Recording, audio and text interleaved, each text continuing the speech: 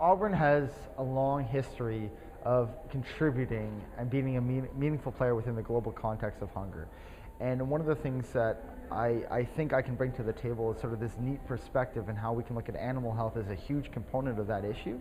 So our innovation coming out of that particular program was the concept of cultured meat, which is a technology that will allow us to produce real meat, slaughter-free, outside of the animals, using laboratory methods, and at the same time address one of the greatest challenges that our world faces, which is how to meet the global demand for meat in the coming decades.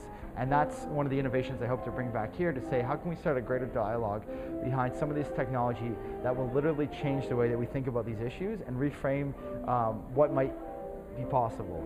And I think in combination with Gavin's idea about using the lucky iron fish to push our treatment of anemia, these are some really big ideas that we're going to come to Auburn with and hopefully grow over the course of the year.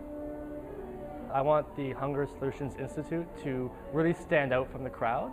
We have to be the crazy people. We have to be the ones who have ideas that are not in the box. We don't even want to see the box. And so as a fellow, I'm going to help work with those, develop those goals and then help achieve them. I think it'll be a really great fit, and it's almost like a continuation of what we've really been focusing here at Auburn. I think it's kind of the next logical step to start to have students like Gavin and like Adam. It's so cool to see people who are our age to be able to point to and say, hey, like, this is cool, you got engaged, you got excited, you got passionate while you were a student. Now here's what you can do with that, go do something. And I think they're such a great example of doing that, and they're such great people to point to. This is something I'm really passionate about. The MBA, it's so interesting and I really enjoy it, and I think I can use it to get where I want to be, but this is where my heart is. This is what I'm really passionate about.